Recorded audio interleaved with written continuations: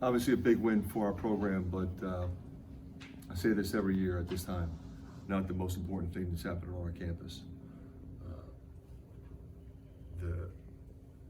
The group of students that participate in Dance Marathon is one of the most impressive things I've seen. I've been actively involved with them a number of times. They're going to raise well over $1 million every year, and it's a year-long process that they commit to, and it's impressive, and it speaks to the character of our student body. And so I'm proud to commend them on the job that they do, and continue to encourage them to make a difference. I think everybody knows, it's incredibly important to me and my family. Can you just, the strategy to foul kind of toward the end, can you just walk through that? Yeah, that's a tough one because you don't want to really start fouling. It was 21.5 when I got the ball back.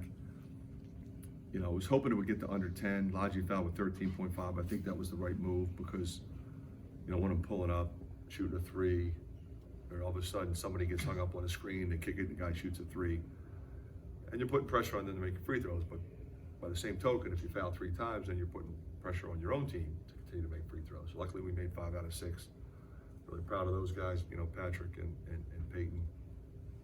So, I just didn't want them coming down and knocking a 3 in there, especially when you got Battle, one of the best 3-point shooters in the country. Patrick said he knew all 4 were going in. Were you that confident? I felt pretty confident. I'm glad he knew. Patrick has had his struggles this season, but to see him step to the line and make all 4, how big was that for you guys? Well, it's interesting because, when he sprained his ankle in the Nebraska game, we talked about it. It was a bad one, and his foot is still purple, and it stayed swollen for a long time. And he came back and he tried to help us in a couple games. I don't think he was 100%, but he tried to give us some quality minutes. I asked him if he wanted to take one more game off and really could grind, with his rehab, because if he did, then we don't play till Thursday. He said, no, I'm ready. So that, I didn't play well, in the Indiana game, but I felt okay. And the other thing is, like, when you're out, you lose some of your conditioning as well. So sometimes it's more that than it is the injury itself. So he's really been working on his conditioning and his rehab, and he was terrific tonight. Gave us 10 points off the bench. Really proud of him. Fran, Tony continues to impact in so many ways. Is this just a senior rising to the challenge on a consistent basis? Yeah, you know what, Pat?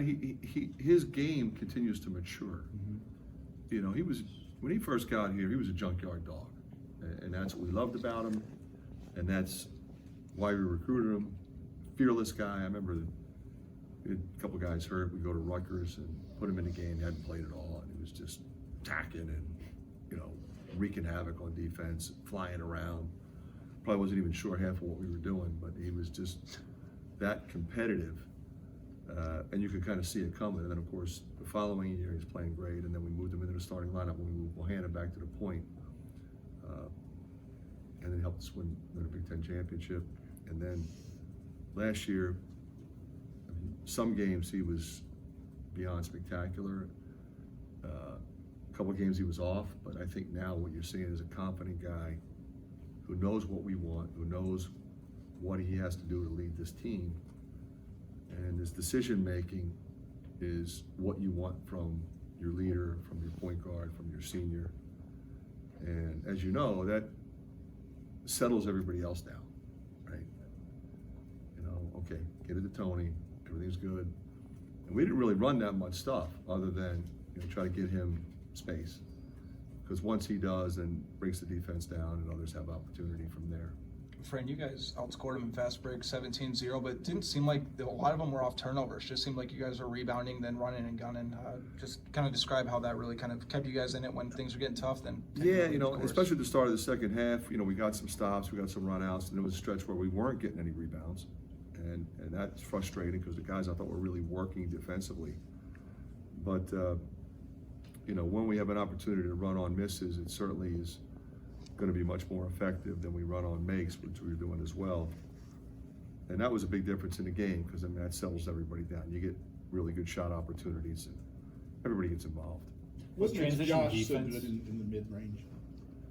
Josh is just a really good player. I mean, he's got a mid-range game. He can shoot the three. He can get to the rim. He's athletic. He dunks the ball in a break the one time.